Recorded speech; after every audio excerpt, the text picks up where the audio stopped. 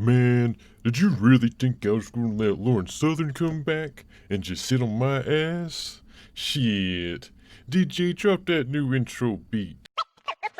Said you'll never leave me, don't leave me here alone. I'll bring you through the fire till every fear is gone. How could I ever leave you when you're the reason why? Locked in this passion, sweetly, this love is do or die. Could you open the glove box? Sure. There's a gun inside. Better take it with you. Look out!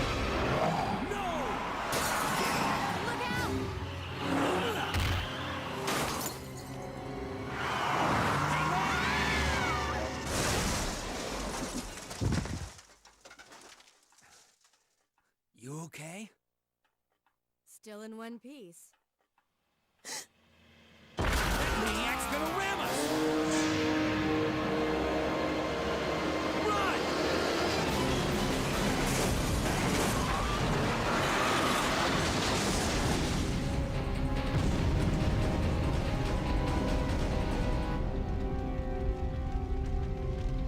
Claire! Leon! I'm okay. Head to the station. I'll meet you there. Okay.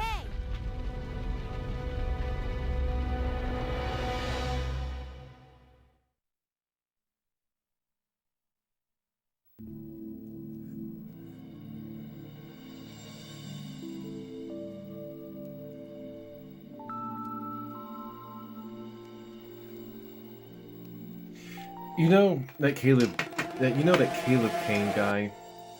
Yeah, I know what you're thinking. Another video about this guy, but you know, I've really been thinking. There really are some very reasonable criticisms to be had with the alt-right and the really cartoonish way that they approach white identity issues.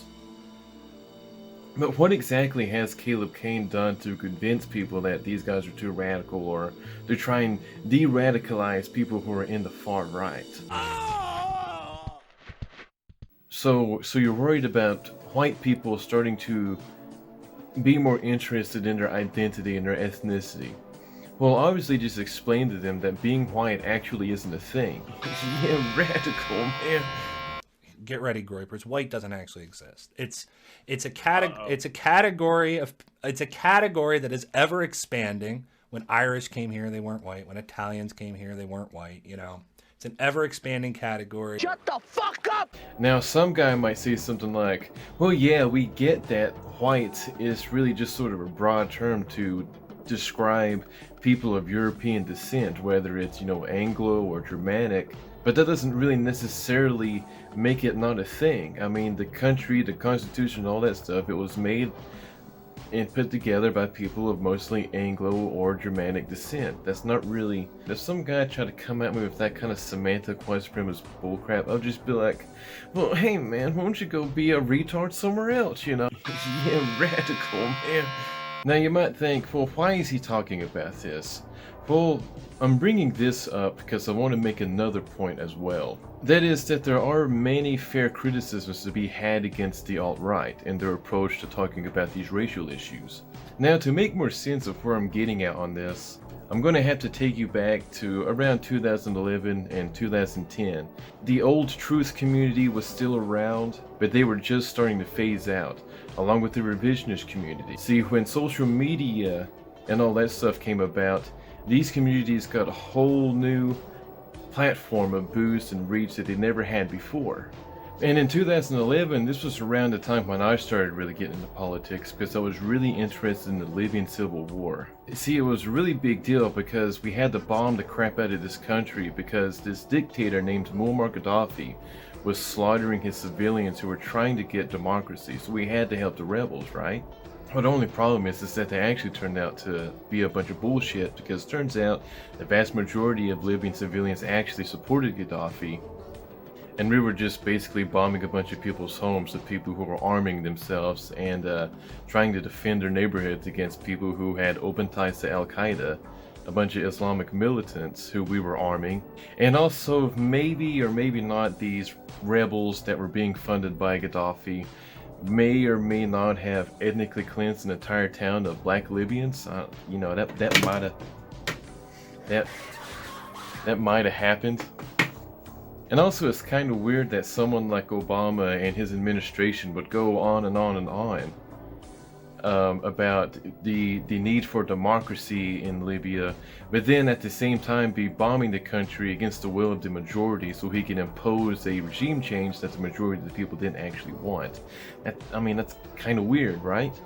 Well then, you know, sort of after digging into that, I would go further down the rabbit hole, the Zionism rabbit hole. And then I started watching YouTubers like Ryan Dawson, Brother Nathaniel, and another guy who's a total legend named 108 Morris 108, who actually just passed away not too long ago. About a year ago, coming up in October the 2nd, he actually has passed away for a year.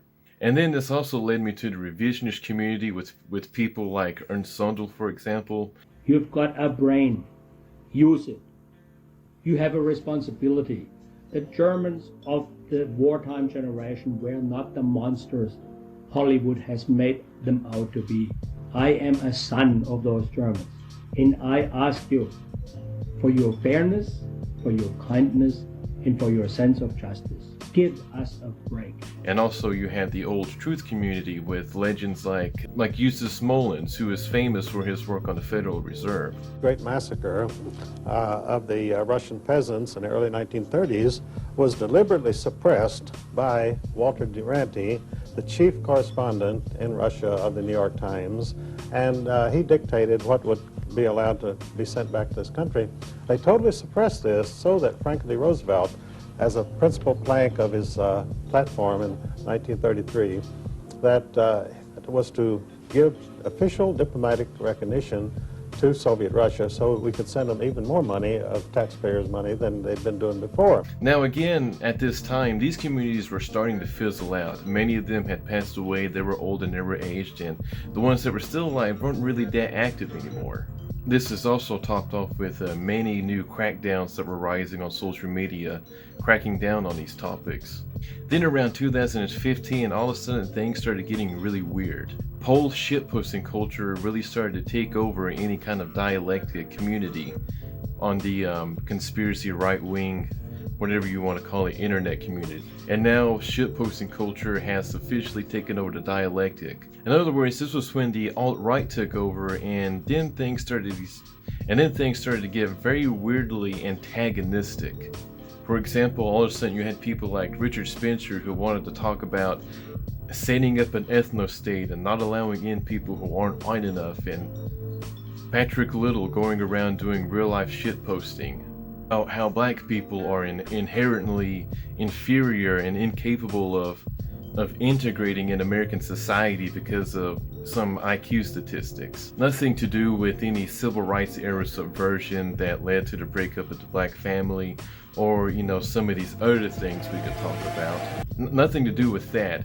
It's all because they're just inherently just inferior because of these IQ statistics. They could just never make it. They can never integrate. And then you have Richard Spencer all of a sudden just being all over the place on mass media, on CNN, getting interviews with famous black celebrities and, you know, saying things like this. Do you believe in white privilege? Yeah, white privilege is wonderful. I want to expand and deepen white privilege. It was actually really crazy watching this unfold. I mean, I used to binge watch these little mini documentaries that David Duke used to make. And David Duke is the go-to example guy for the evil white supremacist, ultimate white supremacist racists. But even David Duke never talked like this. Even when David Duke did talk about racial differences, he talked about it under the context that it's okay that there are these racial differences and that these things are worth preserving. Think about the ideas I express and keep on fighting for your freedom to think for yourself. I believe that most of you, deep down, agree that every people on this earth have the right to be different. Every people has the right to be preserved in their own unique qualities, in their traditions and values. It was sort of as if these new guys were trying to act out the caricature of how the ADL had been trying to portray people like Ernst Zundel in the past, and I was starting to take notice. For example, one of the things they used to say about the revisionists was that, oh, the reason why they're trying to ask questions about these historical events is because they're trying to set up the atmosphere so that these persecutions can come back again. Now, on the face of it, you would see that sounds kind of ridiculous, but when you actually go and you look at the views of these revisionists, you will see that the way that they act and their intentions aren't anything like how they would usually be portrayed. I notice some people critically examining the Holocaust is the ultimate sacrilege, but you'll have to realize that I have no sacred cows, and understanding what really happened is important to me, and I'd ask that you respect that. I actually managed to have a conversation with Heinrich Palmgren, or however you pronounce it, from the Red Ice Radio when he was on the Kill Stream, and I sort of asked him about his thoughts on these kind of things. But you were there when, you remember back when the real head of the dialectic on the internet was like the revisionist / the like right-wing anti-Zionist activist right. You know, like from Ryan Dawson to Ted Pike, all that wide range of figures. And I've been asking people this, and I think it's suspicious. Like, I was there, and it just seemed like overnight you had the shit poster and alt-right sort of right-wing sort of take over the dialectic. And it just seemed like overnight you saw all of the information that was being pushed by the anti-Zionist right and the revisionist community just pushed to the side to make way for people who just sat in jack-off streams and talk about ethno-states and IQ statistics. And I was wondering what your thoughts on that, and if you thought that was maybe weird. Yeah, I get that, but I think it's just because usually kind of the louder the squeaky wheel gets the oil, as I say. And again, they had more fun, right? I mean, it's like it's not getting it's very important. I'm not trying to disqualify the field that you're talking about, but it's like if one side has more fun and is more lively and is kind of talking about current relevant things, it's just a fact. That's going to gain more notoriety. It's going to gain more attention. And later he would contact me through the comments on my Richard Spencer video and explain to me that he thought that I was mischaracterizing the point of an ethno-state. And he mentioned that you could argue that European countries are ethno-states because they're countries that are founded by a native population that still dominates the majority of the population of these lands today. They are ethnic founded lands. Now his point there is fair, I guess, but why use a term that's so open to so many negative connotations? Why not talk about the massive economic problems that are hurting people's incentives to want to have big families and have children? And problems that seem to, for some reason, only affect whites more than anything. Why can't we have better economic incentives to be able to start up families, like for example what Israel did when they wanted to broaden their population? Instead, what you get is these mass media hacks telling us that, oh, well, you know, you're not having kids anymore, so now we gotta flood in migrants to flood the economy because nobody's having kids anymore. Okay, so then why don't we gear an economy that allows people the capability to have better families, large families, and things like that? And doesn't that sound like a more reasonable approach to make on this issue than talking about, well, hey, let's just set up an ethno-state and put up a sign that says, if you're not white enough, you're not allowed in? Like, how does that make any sense? Yeah, it's a lot more rational than, you know, talking about common sense immigration policies and allowing economic incentives to have bigger families. Instead, let's talk about, you know, it'd be real radical. Let's talk about setting up an ethno-state in middle America and just not letting brown people in, dude. Yo, radical, man. Yo. Now, going back to Faraday before I end this, yeah, there are obviously a lot of fishy things about a lot of the things that are being talked about on the internet right wing right now, especially with the alt-right. But with Faraday, it seems like just the idea of white people having a sense of their identity and heritage under any context is considered radical to him. Like, just the idea alone of white people wanting to preserve and celebrate their own heritage, just that in itself is this radical thing to him. Cool. or you know, having politically incorrect questions about a historical event that's been turned into a giant taboo. And you know, I hate to tell you this, but historical events don't need to be turned into taboos that we're not allowed to talk about. He even talks like, even talking about the Federal Reserve is considered too far for this guy. He had to call out those libertarians because those, you know, questioning the Federal Reserve. Yeah, radical, man.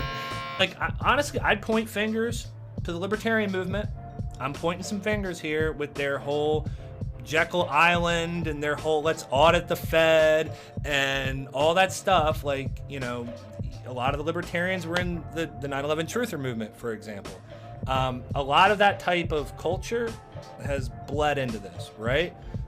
Shut the fuck up! Have you ever even tried to do any objective research into any of this stuff that you've been denouncing this whole time? You know, maybe the guy is all right and all, but he got propped up by all this mass media, and I think it went to his head, and I don't think he realized how in over his head he actually was with this stuff. You're not gonna convince people to disbelieve something that they've already seen mountains and mountains of evidence to being true. And you're just not gonna do that. Fucking skinny, butt munching fat.